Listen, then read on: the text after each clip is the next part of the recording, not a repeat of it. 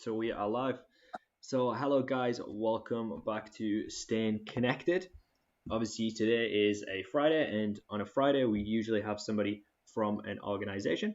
So today I am joined by Colleen. Is that right? Am I saying it right? It's pronounced Colleen, right? Colleen. Colleen, Yeah. sorry, don't double check. Um, okay, yeah. So I'm joined with Colleen. And would you mind introducing yourself, Colleen? Is that okay? Of course. So my name's Colleen Compson, and I am the Business Centre and Events Manager at the University of Sunderland. Come under Enterprise and Innovation Team and Directorate. So I manage Hope Street Exchange Business Centre and St Peter's Gate Business Centre. I run the events from Hope Street and the rest across the university. That's absolutely awesome. So, how did you get involved with that? Was that like what kind of led to that? So I moved back to the Northeast in 2006, and I got a job actually working at St Peter's Gate, Nice. an admin role. And I worked part-time just while my daughter was quite young. And then when she started school, I went full-time, and then I got promoted and managed St Peter's Gate and the Wow. Industry Centre. So that was about 2009. I started awesome. managing two of the business centres. We didn't have Hope Street then, it's quite new. So I worked there up until 2015, and then I moved into the property management team with estates Wow. and facilities. Just needed a bit of a change really, and it was more dealing with the whole of the estate rather than just two business centres, but still kept in the loop with the business centres because I draft their legal tenancies for all the businesses that occupy. So spent 5 years in property management. I'm doing my property surveying degree at the moment at Northumbria part-time. Wow. And then I got promoted and went for the job of managing Hope Street Exchange and St Peter's Gate again, and the events side. So I only started in February. So a bit of a whirlwind, because started in February managing a new team of 8 people, and then we went into lockdown the following month. Interesting time. So yeah, it's really interesting that you're pursuing a degree as well at the same time, because it already seems like you're so accomplished. It's interesting that you would like to do a degree as well along with that. That's pretty cool, I think. Yeah, totally. Just to support the role, really. I worked for the property surveyor for 5 years, and pretty much doing the job or aspects of the job without being qualified. So I just thought, well, the university put me through it, and it's been great. It's a 5-year degree, that's the only thing. So it's hard when you've got a family, and I'm 45, so studying at this age is like, it's really tough when you've got a full-time job and everything else. So yeah, it's been interesting, but I go into year 4 in October. Wow. So yeah, year 4, so getting there. So only 2 years left. So Nice. yeah, definitely. Well, that's the thing as well, and it's like it's tough, because I think that working is hard enough by itself. Doing a degree is hard enough by itself. So when you're doing them simultaneously, one can only imagine how tough that can be sometimes when you think, okay, I can finally chill out, but I've got a deadline on this essay. It's like, it's rough, So, but it's obviously worth it though, of course, at the end. So, but as you were saying there that you kind of yeah, when you look forward to your weekends, and then all of a sudden, sorry, there's some buffering, I think we're talking at the same time. Totally good. Sorry. I'll just give it a minute to catch up there. But so can you hear me okay now? Is that coming through? I can. But yeah, it seems like, I think it was just lagging temporarily. But yeah, I was saying, I mean, I know a few people who have been mature students, and they've got kind of degrees, or they've gone through uni like slightly later in their life, and I think that it's really cool, but obviously it's like tough as well, because if you're kind of working during that time, it can be pretty tiring, I imagine. So it is definitely. I'm saying, when you look forward to a weekend,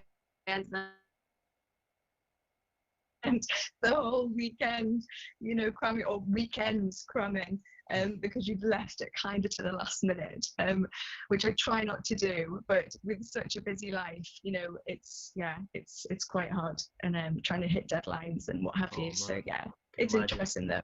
So I like working under pressure, so it's good. Oh, well, that's it then. That's good, because I feel like that's important, to be able to kind of work under pressure. and that's a skill in itself, you know.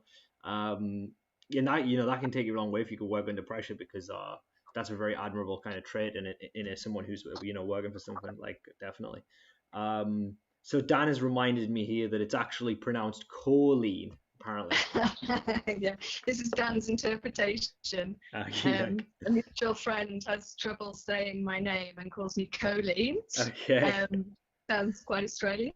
But yes, so yeah, Okay, I'll it's bear definitely that in mind. Colleen. But yeah, Dan loves the Colleen too. Yeah. I'll have to remember that. So yeah, we've got a good question here from Sue, who says, I can't, like, in my mind every time I go to say Colleen now, I'm just thinking Colleen. So, so yeah, Colleen. Thanks. Sue was saying, do you help the students plan their own events as well? Yeah, we don't do deal with student events, even though we are tapping into the student union Hmm. side. It's external events. So it's anyone wanting to host their event at university. So it's externals. We deal with both. Got you. We've got 52 tenants over the two business centres. So some of those businesses use our events facilities. They've got their own meeting room facilities, but they can also host and rent out our event space. Cool. We've got event space across the whole campus, and tap in to use in different areas of the university, especially in summertime when the students aren't around. So yeah, but we are now going down the student side in terms of trying to help out the student union for doing their Oh wow, events. But yeah, definitely more external related, and helping the businesses and local businesses to host their events. that's fantastic. That's really cool. And yes, Sue was also kind of wondering. She was saying that sorry, I'll just kind of find that up there. She says, what have you found to be the advantages and the disadvantages of being a mature student? The advantages, I'll go with this. I was so nervous to start studying. Hmm. You know, when you are older, and literally I rocked up at university on my first day, and I'm surrounded, my peers there are 20, 21, 22. They're very young, and it's because it's like done on an apprenticeship Yep. scheme, a degree apprenticeship. So some have been employed as degree apprenticeships, and so they've been brought in that route, where I'm, you know, been working for many, many years, and I've just chose to do this degree, and it was the only way to do it part time. So yeah, it's hard because but that the advantage there was basically having the knowledge. I've been working in property, you know, for the last 14 years in terms of the University of England. So I've got a lot of insight, and in terms of the legal side and, you know, property law. So that's been good. So they call on me quite a lot in terms of knowledge base. So that was definitely the advantage. The disadvantage is just life, you know, when you've got 3 children at home, you know, a full-time job, no one's doing your job when you're not there on that day release. You have to then pick that back up when you're back in, or, you know, I'm working from home and still dealing with telephone calls and emails while I'm at uni. So it's quite tricky. So it's a balancing act, really. So it's mainly just when you're hitting deadlines and it's exam time, and trying to find that time to study, really. That's the tricky bit. But yeah, 2 more years and I'll be very pleased when it's over, as good as it is. Well, I feel like you raised an interesting point, though, because I feel like experience is really worth its weight in gold. And I think that you know, when I went to uni, I did a film degree, and it was like that's the thing. Like, you are making films, you're making student films all the time, but it's like a lot of the essays and stuff, it's kind of aimed at like from a theoretical standpoint, like what would, like, in theory, would you think would be the best thing, and like you have to kind of analyze what would, you know, if a film or some, you know, for example. But if you've actually got experience in that, it helps massively, because you've literally done it, so you know you know Totally. the answers because you've done it before, you've physically done it. So I think that obviously that counts for so much. So yeah, in terms of like content, obviously that you're already going to be like massively kind of you know, knowledgeable about that. Absolutely. I mean, there's loads of areas I haven't touched on, like valuation, and one of our taught subjects for the last couple of years has been economics. So I've struggled a bit along that side, you know, stuff that's totally out my comfort zone, but it's all been good. It's all been really interesting, and I've got some brilliant peers there, so we kind of keep each other going and get ourselves through it, really. So it's really good. I am enjoying it. It's just tough doing it alongside work. I can imagine. Yeah, and Lisa was saying as well, like our very own Lisa from Media Savvy, she was saying, I get what you're saying, Colleen. Juggling work and family and a degree is very stressful at times. I think she has some experience herself in that field, so it's, definitely. Lisa does. She does for sure. So yeah, very similar. She can relate to what you're saying there.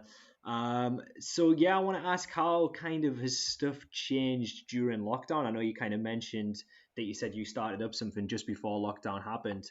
How has things kind of changed since then, and how you know, how have you guys kind of adapted? I guess everything's probably switched online, right?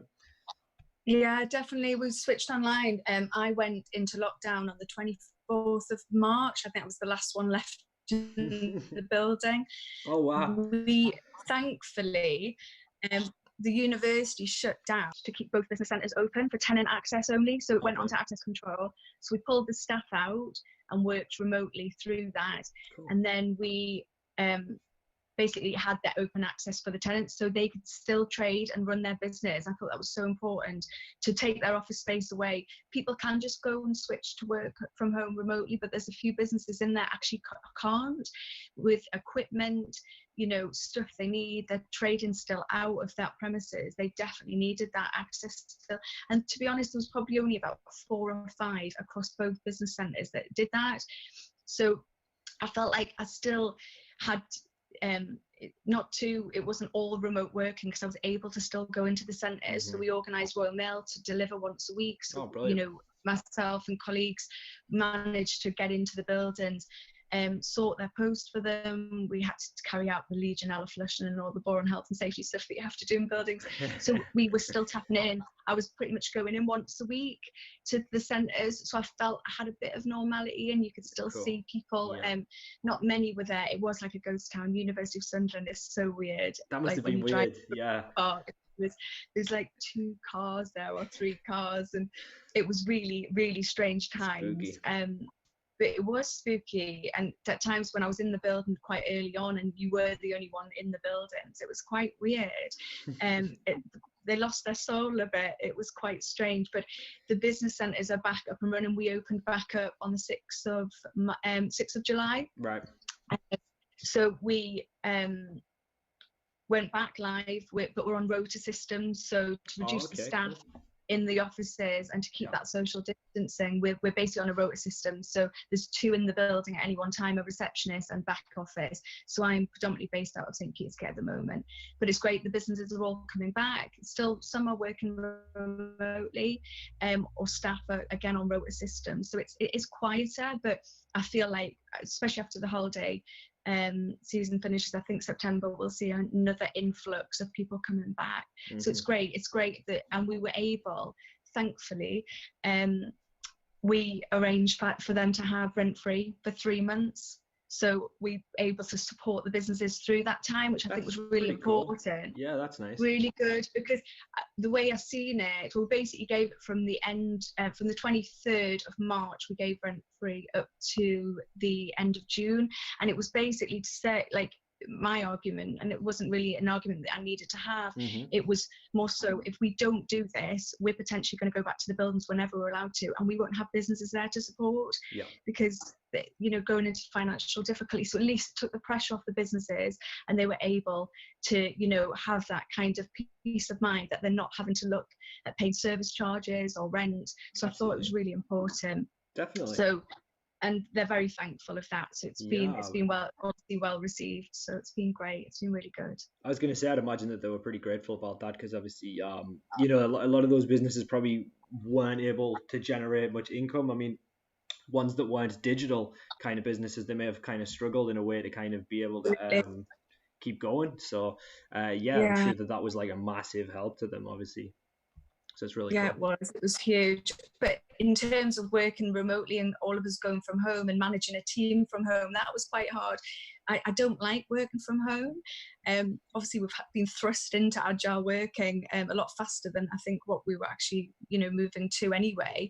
But it's it's hard to manage a team that you've just really started managing, 5 or 6 weeks prior. So it was a bit kind of tricky, but really good. And Microsoft Teams, that we meet, we were speaking every day. It was good, and our work continued. We were so busy still. We were Really? still renewing That's tenants, awesome. still doing all our work, but it was from home, and it was hard though, because there can be 5 of us in this house at one time. My partner was working from home, he's managing a team, so it was and then you've got 2 being homeschooled. One slept in bed till 12 because she got cheated out of her GCSE, so she didn't have anything to do. Oh man, yeah, it's so yeah, it's hard. Yeah. To, I've heard from a couple of family members similar kind of stories, like to adapt to. Yeah, hard to adapt to. I can imagine. Yeah, like as I was saying, I've heard from a couple of my family members who've had like similar kind of issues where it's like they've been told to work from home, but then they've got 2 kids who can't go to school, so they've got to look after the kids and work from home simultaneously, and it's like, so it's difficult. But yeah. Yeah, tricky, but something that, well, you had no choice. You had to just get on with it, really. So Pretty it much. was yeah, pretty much. It was strange times, but I'm very happy to be back to the buildings now and working. I'm actually on leave at the moment, but Cool. back in next week, and I'm working all week, and because it's holiday time, there's so many people on annual leave, you're literally working every day rather than part week, which is what we're going to carry on doing for the foreseeable, until we do get maybe back to some form of normality. But the rest of the university won't be back till some are coming back September, some are October, and some departments aren't coming back till January, I've heard. So wow. It's still going to be quite quiet, I think. I want to just so yeah, and I can totally imagine that. I want to put you on the spot a little bit here, Colleen. I'm sorry, but Dan wants to ask, who is your favorite tenant of all time? And now there's no pressure, so you don't have to say us, but you can answer as honestly as you want. But yeah. Let me think. Of course, Dan wants me to say media savvy. Actually, you know what? They are definitely up there as one of my top 5 favourite tenants.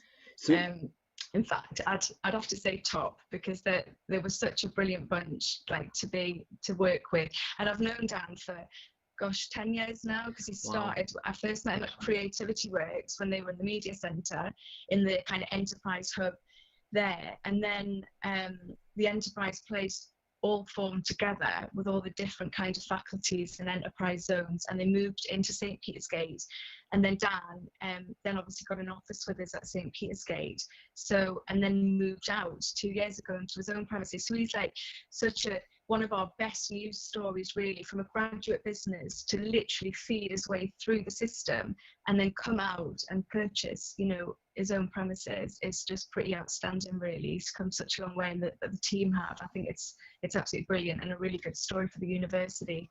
Yeah, definitely. And yeah, I totally 100% agree. Like, I first joined the team in 2018, and I think 2018, and they were literally moving out of the St. Peter's campus. Like, then I was there just before we moved into the new premises, and then when we moved in, obviously it was like completely different. But yeah, I remember being in St. Peter's Gate for a very brief period of time when I first joined. So yeah, it's interesting to see how it's like changed, Yeah, come a long way from, even the office in St. Peter's Gate, such a small 15 square metre office, into the premises that you guys have got today. It's brilliant. And obviously, and obviously there's like stuff changing all the time. We're like constantly adding on to, the office that we've got currently. We're trying to get we've been approved. We've got planning permission approved for Diego's CAF, which we're trying to work on at the moment. I don't know if Dan's mentioned that to you at all. Yes, I heard all about that. It's fantastic. So that would be great if that could come into fruition, really. I think it'd be amazing. Definitely. Really, really good. And great for Sunnyside as well. Sunnyside needs a bit of an injection again. It had it, and it needs further injection. So it'd be great. Absolutely, because really good.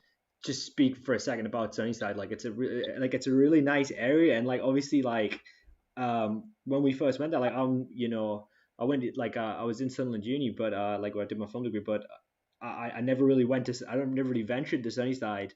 And then when obviously working there, it's like really nice area. There's like a water feature and there's like a nice bit of park. Like it's actually like quite a nice bit, and there's some really nice kind of old buildings and stuff there. So it's like a kind of tucked away like nice part of Sunderland, that could be done with being rejuvenated, right? And it was, it did. It had everything. It had all the bars coming there. There was ozone. It had a really good vibe, but it's trying to get the people out of the city centre bars and restaurants and getting them just to move further down. It's crazy that they stay so focused on the city centre and not. And a lot of the companies, businesses failed. But saying that, it's back up, and there are new bars and stuff down there. It's got so much going for it. So I think it is picking back up. It could be like kind of Sunderland's version of like Oosburn in Newcastle. I don't know if you see what I'm saying, yeah. Because obviously that's like out of the Newcastle city centre, but it's quite nice. You've got some like cool kind of bars there and some really nice restaurants. So could kind of be like that. Yeah. I think so. And I think with the bauxite, coming, well, it's been a long time coming, actually. Yeah. I just drove past it today and thought, my gosh, thank God, so there's more movement going on and more buildings and structures moving in. It's absolutely crazy. It's taken so long. But I think once that gets done, I think it will. I think it'll make the flow a bit better around Sunderland and hopefully, bring Sunnyside back to life as well. Yeah, exactly. I totally agree. So I've got a picture up here on the stream, and it is yourself with Lisa, who I'm not sure if you remember this picture at all. I know you're probably not watching the stream at the moment because you're doing the Zoom on your phone, but it's Lisa who is sat down on an office chair wearing a red cardigan, and Dan is sat on a table, and you are wearing a blue dress. And it's in one of the Media Savvy offices. I'm not sure if you remember the picture. I think it's from 2014. Okay. So yeah, and it's just kind of that must have been kind of one of the old offices, I'm guessing, from the looks of it. Yeah, definitely. That'll be their office there at room 406, I believe it was, at St. Peter's Gate. So yeah, so obviously we've kind of touched on it a little bit there, but do you mind kind of just kind of going into detail a little bit about meeting Media Savvy, like how it happened and kind of what, like, because obviously you were their landlord for a period of time. So how did that kind of develop? Yeah, so like I say, I met them at Creativity Works, which were an enterprise zone kind of hub for the media side of the graduate businesses, where Mark and Dan had set up with Media Savvy originally. So it was through my work colleague Laura Foster. I'd gone to visit her there actually and see Creativity Works because I hadn't been. And Dan was there that day. So yeah, we got talking, and then they were put up for awards, Sunderland Echo Awards, I think it was, Dan. Yeah. At the stadium. So I remember getting invited to the award ceremony where they won, which was absolutely brilliant. And then yeah, when they moved over to St. Peter's Gate, when the Enterprise Place moved in upstairs, they kind of fed through, and then, like I say, developed so much that they were able to afford office space, and that's the route that we want graduate businesses to do and flow through, to get the support from the university, from the Enterprise Place, and to get all the business advice they need, to work with other companies within there to grow. And then the idea is for them to then kind of spill out into the office space and almost stand on your own 2 feet kind of thing. It's a really great setup the university have for graduate businesses, and Hope Street Exchange now has the Enterprise Place in there. And there's so many graduate businesses, it's ridiculous. And they use the space there. And it's just such a great place to collaborate and work together. We also have our hot deskers, which is one of our packages if they're not quite ready to get an office. And they're an established company or startup, they can just get a kind of hot desk. So we have that side, and then we've got the enterprise side, which is graduate businesses. So they can all collaborate together. It's just a great place. to kind of work. But yeah, Dan was, like I said, one of our great stories that, you know, totally stood on his own 2 feet and developed the country so much, you know, over that time. And then, you know, in a position to move out in 2018.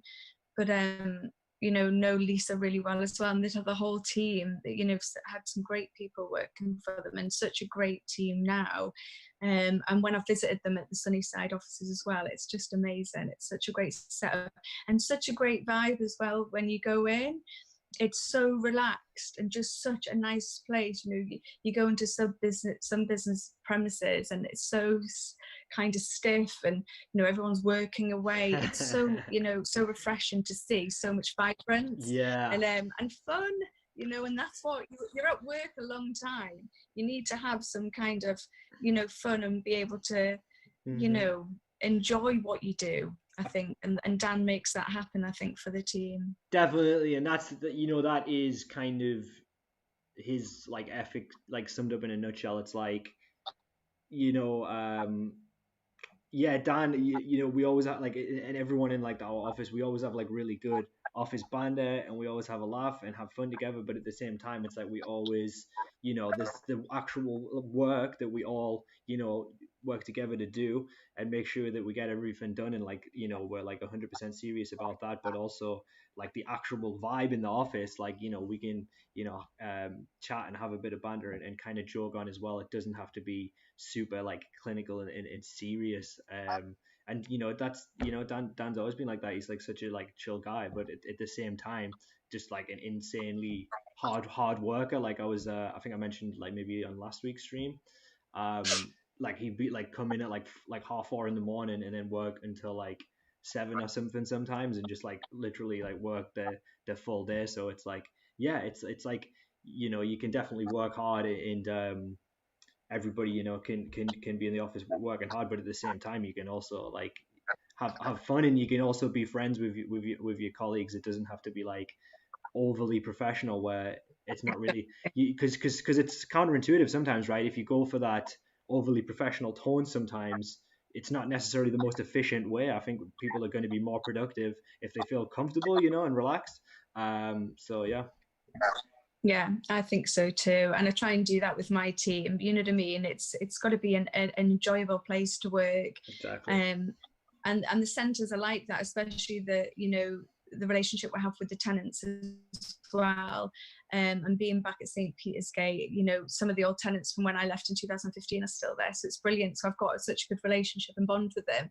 And it's lovely. I missed that actually. And that's one of the reasons why I went back to the centres, because I missed the interaction with the tenants. For sure. I was very much office based in property management, and it was, you know, yeah, you can get quite stale. I needed that vibrancy back in my working life, Sure. and to be able to have that relationship with the tenants, not just, you know, in the background drafting their tenancy agreements. I actually want to be there issuing it and having, you know, discussions about it, and if they're happy, or if they want to go to bigger space, or if they want to go to smaller space, you know, it's having all that and having that personal touch, I think, with businesses. Definitely. So yeah. But in terms of Dan and Media Savvy, I mean, we got on so well anyway from the very start, and then we become running friends, and with Ian McPake, who I think you spoke to the other week. Yeah. So we had our own little running group. That's cool. And I've been slated because I ditched the running group. I didn't ditch it on purpose. It's because I joined the Sunderland Harriers, and oh wow, they really? train on the same night. So I ditched them, but I still make guest appearances sometimes, and still come and get my my backside kicked by Dan and Ian. So yeah. Yeah. Yeah, Dan was mentioned some kind of crazy intervals that him and Ian were doing, where they would run like X amount for a certain amount of time, stop, then sprint again. It sounded really tough from what he was describing. So it's seriously tough. And what they used to do is we used to have this 10k route to Whitburn and back. Right. So like 5k out, 5k back. And they used to set me off first. Really? As the like almost like the hare being chased down by them two. It actually made me run quicker because I didn't want them to catch me. Nice. And it made them run quicker because they wanted to catch me. But yeah, like really cruel, like set her off. It was good. It was good though. But I know what you mean, because when you run with other people, you want to keep up with them, obviously, and you don't want to be like the person who, like, they're not going 100% because they're waiting for you. Like, that's such an awkward place to be in. So you obviously, it pushes you to do your best, really. Totally, and that's the way to do it. You've got to go different. We're all at different speeds, so the interval track, you were in the same kind of place, doing something, hill sprints, whatever. But yeah, we used to mix it up, so it was really good. I miss those times really. So we need to get back to that. So yeah, I'm sure we'll start the running group up again. I'm sure. For sure, absolutely. I might join in as well on occasion, but I need to lose Definitely. some lockdown fat, because I've literally like it's like fattest I've ever been in my whole life. Like literally, like I don't know if I said this on stream already. I think I might have said it when I was talking with Haytham on stream. But like I went to my dad's, and my dad was like, "You're so fat." He was like, "How are you so fat?" And he said like, and he was He's honest. he made me weigh myself, and I was like, literally, yeah, and I was like, I'm the fattest I've ever been in my whole life. And so it's crazy to actually, but it's literally because of lockdown, with gyms not being open and stuff. And it's like, that's the thing, it's like my diet has relatively stayed the same, but with like gyms not being open and stuff, it's like you have the same diet, but then you take away the exercise, and it's like it just plummets so much. Absolutely, you're not burning it off. Yeah, You're not burning it off. Yeah, I think it was great for me. I think this is what lockdown's done though. Either people have got a lot fatter, bigger, or they've turned into alcoholics or functioning alcoholics because they've ended up drinking too much. Or see, my savior was because of working from home, and I hated that in terms of I felt like a caged animal. Literally, I'm used to so much interaction with people and colleagues. So I like literally as soon as I finished work on the night, gym kit was already on, obviously because I wasn't in work attire. I was literally out of that door, and that was my hour run every night. I literally, so I was fine in terms of lockdown. I didn't put on any weight, thank God. But yeah, did try to keep away from home baked scones and cakes that my daughter took to making. But yeah, and the fridge was a bit too close. I think when you go to work, you're a bit stricter, aren't you? Because you either take your food or you just become a bit stricter with yourself. But when it's there, it took some willpower not to have my head in the fridge every 5 minutes. It's like at home I'm surrounded by this food and I'm supposed to not eat it. It's like, how is that actually possible? It's literally like it's everywhere. So hard. You know what I'm saying? It's like absolutely really hard. Really hard. It's crazy. Like for me when I'm running, like I always, my right knee, I've got like, I don't know, it's like some kind of impingement or something, and it always goes once I get past a certain point. Like after I get, like when I do a 5k towards the end, it always starts to go on my right knee. So I feel like I need to get a strap for it or something, I think, to kind of stop it from like a straining, I think, maybe. And I also feel I would give that a go, definitely. But or you need to strengthen other muscles to support that area, probably. It's a good point. I was thinking, I'd heard from a few people about getting my like feet is it measured in like a running place, because I know that people's feet have certain incline, so it's like you can go on I think Start Fitness have the running machine, and they do you kind of cadence and look at how you're running, and then they get the train support that, whether you've got a high arch, whatever. There's so many different kind of issues with people's feet and the way they run. So the trainers might be an issue. It could be that, so it's worth getting that done, definitely. But God, all of us have got so many niggles. Like Dan as well. There's always something going on with one. And it's like it gets to the point where it's like, what, I've got these injuries, I've got like so much scar tissue on my right shoulder as well, and it's like what do I just, if I don't train, I'm just going to get out of shape and it's going to become even worse. And then if I do train, I risk injuring it. So it's like I just need to train around it. That's like the only solution, really. And it's just like train. And also what you said, I think, was a good point. Like literally, and I think that has worked more than anything else. Like when I've been really into core stuff like yoga and Pilates, those things kind of start to go away because the core strengthens and it supports my body better. So I feel like, yeah, it's kind of strengthening the muscles around the injuries and impingements as well, right? Definitely. But yeah, you should come out running with Yeah, us. That would I'm, be good. I'm Get the down for team it. back out. Absolutely. Will be good. Dan Definitely. was saying, what was the running group called? Choline? That's what he asked. Was it the running douches? Douchebags. Douchebags. That's so funny. Awesome. That's awesome. And he was saying that hopefully next Easter for Diego's. He was replying to someone in the chat there, but that's awesome news, I think. Oh, fantastic. That's great. That's really good news. And he was saying that Colleen is much faster than me these days, even with her broken body.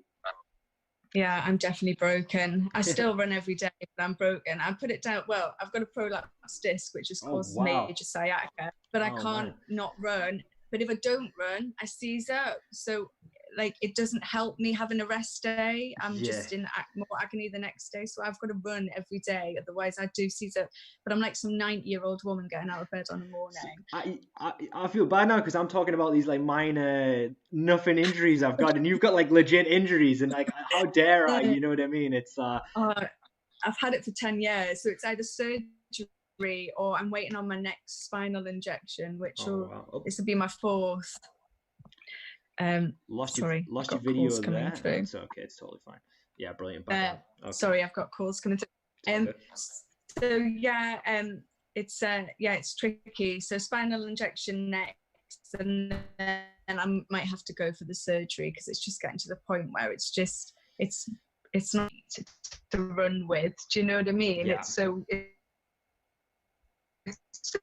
It's nerve damage. I'm not doing any further damage. The surgeons told me to keep running, so it's really not that bad. About it really is what I need to do. Yeah, and it's one of those things where if you stop the run altogether, it could get worse in some ways. So it's like finding the balance, I guess. But yeah, it's obviously not. It doesn't sound too pleasant. Yes, so I obviously had that picture up there, and I've got some kind of other stuff that Lisa has sent through because I know that Media Savvy did some work on the building. I've got another shot up I've got here. If anybody is interested in what the old office looked like, here is a little picture here, and it's like quite a cool cheesy picture of Lisa and Dan like smiling at each other, and it's got some of the old office space behind, just in case anyone was wondering what it looked like there. Which is pretty cool. And then, okay, I'm going to have a look what we got next here. Yeah, so I've got a picture here. It was a group picture we were tagged in, and I think it's part of the office space. But if you look at the back wall there, you can see that mural, I believe, is something that we did for you, or Lisa did on behalf of Media Savvy for you guys. Is that right? Yeah, definitely. And also a video. We got Dan to do a kind of, it was like a tour basically of the building. Unfortunately, it had me playing a part in that, which wasn't great. Really? In point of view, like opening doors and yeah. Wow. But yeah, the video footage was amazing because it captured outside, it captured the river views, and then it so it went on our website. The website doesn't even exist now. This has gone since I've been away, but yeah, I hope to reinstate the website. It's just through the university website now, and rather than it being a standalone. So sad times, the video's not out there now, so I need to get that back and back on, because it just gave someone that was interested in office space with us to click on the link on the website, and it took them through the building and showed them the office space, showed them the meeting room space, reception, kitchens, and all the facilities. Basically, it was a great video. It was so good and really well received. So yeah, it was fab. So I need to get that back on. I need to kind of sort the website out. That's one of my next. I'll have a look through our archive stuff as well, because we've got like a huge archive of our footage. I'm not sure if well, I don't know what happened to my speech there. Totally like absolutely crumbled there. But what I was saying was, I'm not sure if I've seen that video, but I'm sure it must be kicking around somewhere. Definitely. in Oh, our I'll footage. have So it. yeah, we'll definitely Uh, have it. So I'll have a look. I'll yeah, try and dig that out. yeah. It Just sounds to bring really it back cool. to life. Yeah, it Definitely. was. It was really good. It was really good. So really good work done by Dan. That was great. And yeah, the mural in reception still there, still going strong. It's Oh wow. fantastic. Yeah, so it looks nice, and obviously it matches a lot of the furnishings in here. I can see there's maybe a blue chair, and there's some blue pens even, which I know is a minor detail, but Yeah, it's that's the colour, and it was the ink. It's supposed to replicate the ink and mortar, or it does replicate the ink and mortar. Because on our the like potential tenant brochures and all the booklets that it's historical with the building since it was built in 2004, and that was all the kind of all the marketing and promotional stuff. So it's like an ink and water kind of logo, so to speak. That's what we've kind of used. So yeah, it was just nice to have that in reception and bring it to life, really, definitely. and have it blending in with all the potential tenant packs on reception and the blue pens and the blue furniture and everything else. So yeah, Absolutely, and yeah, Mel was saying just in the chat there, she was saying that Lisa painted that amazing piece, and so that's really cool that it's it's amazing. painted as well. So I think that looks really nice, and yeah, it definitely matches with the theme, obviously, and obviously it looks quite nice to go with the furnishings as well. Yeah, definitely. It brought reception to life, really. It was very stale and, it needed something, some injection. We did a big refurbishment, so it all came like together, and it really has brought it to life. It's lovely because it surrounds the window with the river views as well, and Yeah, I can see that. it really fits in. It looks nice. It's so good. It's really cool. Um, yeah, it's a lovely piece. And Lisa also mentioned that she did some design work, I think, for you guys, and that was some quotes of some entrepreneurs and business people. I don't know if that's Yes, they're ringing a still bell. in there. Yeah, And they're in.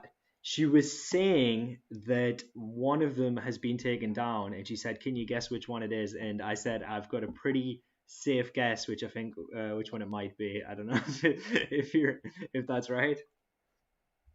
I think one was this is not this has been done though while I was away from Okay. the from from the build. Have you, It was I think one's been taken out the meeting room, I yeah, believe. yeah. I think Yes. I could guess which by from which person it may have been. Um, so yeah, we'll have a look through. And let's kind of look at some of these because I think they were quite cool and a lot of them with some pretty kind of motivational quotes here. So um, we've got one here and it's from Warren Buffett, and he says it takes 20 years to build a reputation and 5 minutes to ruin it. If you think about that, you'll do things differently. So that was quite an interesting quote, and you guys can see the design work in the background there. You've got this nice bold text, and then you've got some keywords in the background, which I think looks quite nice. But they're obviously blended. They're like embossed into the image to make it look quite cool there. And an interesting fact about Warren Buffett, I think that he like is like addicted to like I was gonna say he's addicted to Coke, but the drink Coke nuts. But I realized how that sounded when it was coming out of my mouth. Yeah, that didn't He's sound great. he's addicted to Coca Cola, I think. So yeah, I've heard that he drinks like 4 cans of Coke or something a day, and he's like in his 90s, so it's pretty interesting. Yeah, God. Yeah. Let's have just a quick look, not look at all these, but maybe a couple more. We've got one by Thomas Edison here. It says, many of life's failures are people who did not realize how close they were to success when they gave up. And I think that that's a really cool that's a really cool quote. And I saw like a picture that was kind of representing that, and it was like two people digging in like a mine, and there was like a bunch of gold at the end of the mine, and one person was like turning away just before he reached the gold. So it's like that's the thing. It's like you never know when that success will come. So it's like yeah, Absolutely. It's all about risk, isn't it? And weighing that exactly. up and not giving in. Definitely good point. And let's have a little look. Just going to go Steve Jobs here, and it says innovation distinguishes between a leader and a follower. I think that's a nice kind of concise one there. Richard Branson, business opportunities are like buses. There's always another one coming. Just a cool one. And then just the last one, and this is the one that I imagine got removed. So this is the Donald Trump one. and it says, if you're going to be thinking anywhere, think big. And yeah, that was my guess, at least, that the one that got removed. I'm not sure if it was, but yeah. Yeah, Donald went. Well, obviously, regardless of your opinions about him, he's such a polarizing figure. I think either way, you can understand why it got took out. So it's like, yeah. But I think there was complaints about it from some of the tenants. Okay.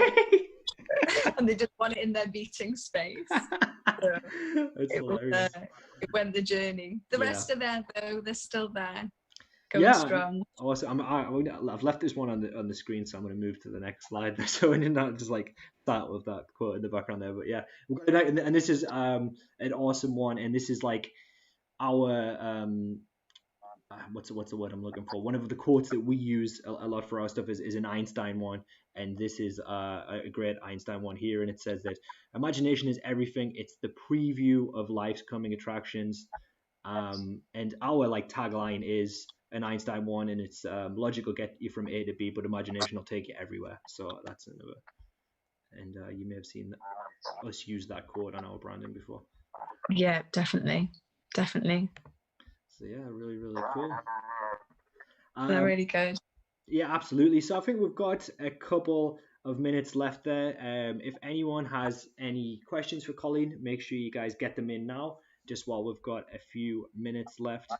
But otherwise, yeah. So Colleen, I just want to ask, how is stuff coming back now? You said that you guys opened things back up again in July, right, or June, and you were saying 6th of July. The tenants, like I said, the tenants have had access throughout. We never stopped access for them. We turned it Monday to Friday rather than 24/7 access, which they currently have. Right. They can come and go as they please, but we drilled it down. I think it was 8 till 8 Monday to Friday, and just brought that back down for them. But they still had the access, which obviously they needed. So yeah, 6th of July, back open the doors, and probably the first few weeks were about 50% occupied. Even less than that some days. It was quite strange. I thought that would bring them back, knowing that the staff were back in the building, and there was mail getting brought into the centres every day. But yeah, some are erring on caution. Some are national businesses. It's not only just startups and small businesses. Some are national, so they've been furloughed.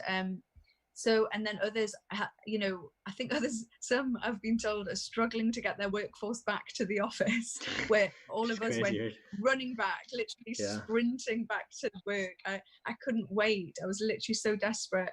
But yeah, some are struggling getting their businesses back in, or getting their tenants back in, employees, I should say, back into the building. I think they've got so used to working from home and remotely that they don't want to come back.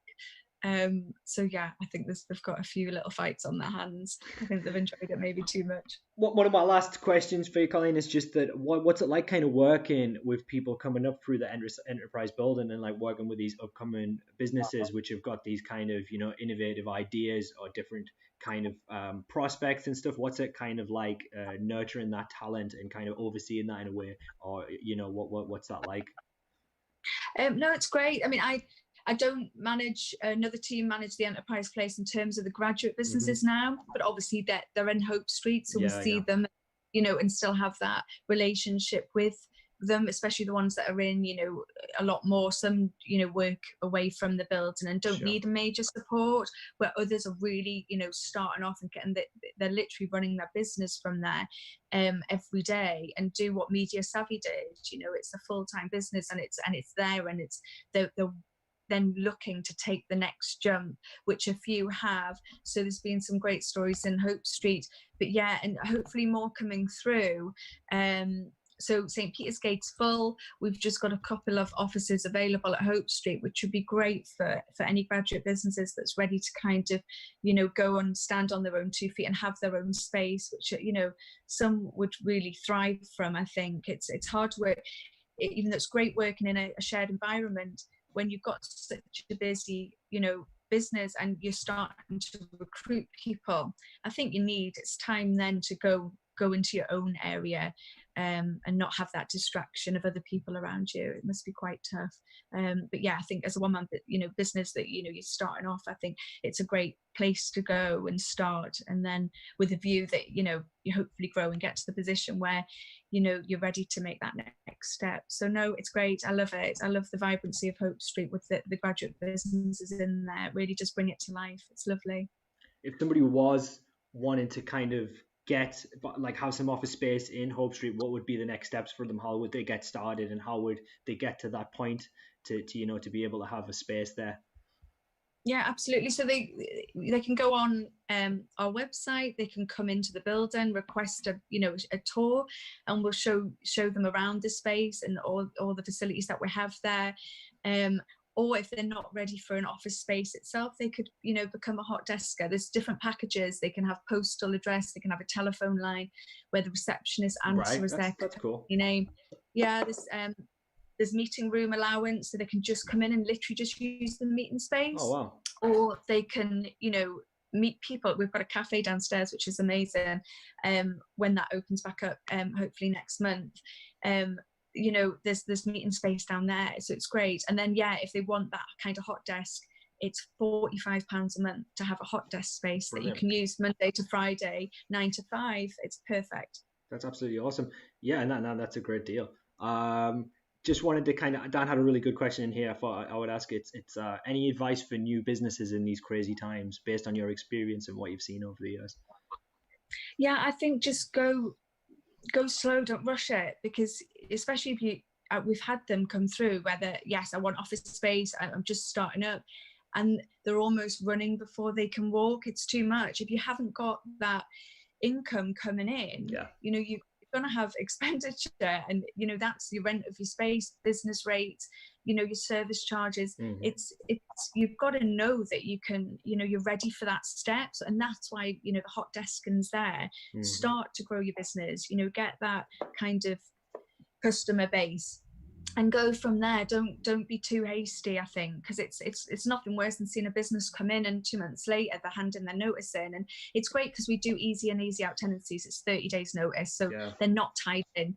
But it's a lot of outlay to start a business, office equipment, mm-hmm. and then for it not to work, it's really hard and disheartening for them, So I think start small and build, and that's the best advice I could give. Definitely. Yeah, I mean, that's great advice, I think, also. So that's absolutely brilliant. So yeah, Lynn was saying very interesting, and she said just make sure you beat any of those media savvy guys when you've got your trainers back on. And Dan was saying that anything over 1K and she beats us all. So there you go. I'm a bit of a mile junkie, but the short stuff, they've got me. I'm not made for speed. I'm definitely made for distance, I think. So, but I will do that for sure. I'm gonna whip them. Awesome. So I've 2 seconds. Sorry. I've posted the survey in the chat there, guys. So make sure you get that done. Obviously, the drill takes 30 seconds to a minute. You've probably done them before if you've watched any of our streams. So yeah, guys, just make sure you get that done there, please. And yeah, I think that is about it. I think if no one else has any more questions, me and Colleen are going to go. And yeah, that's it. I'm going to put the advice lines on now so you guys can have a look at that for 5 minutes or so. But I think that's all today. Just going to I'll Dan said in the chat there, thanks, Collie Wobbles. Love you from all of us. So that's want to pass that on. And thank you. Thanks for the invite.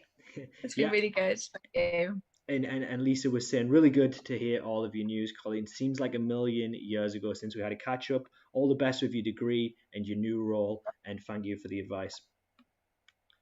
No problem. Thank you. Yes, and I just want to say as well, thanks for coming on, Colleen. I think you're an awesome guest. You gave some really great responses, and I've enjoyed the session. It was cool. It was really fun. So thank you for that. Awesome. So I think that's it then, guys. Thank you, everybody, and we will be back on Monday with another Staying Connected. Thank you for stopping by, and everybody have a good weekend. Take care. Thank you very much.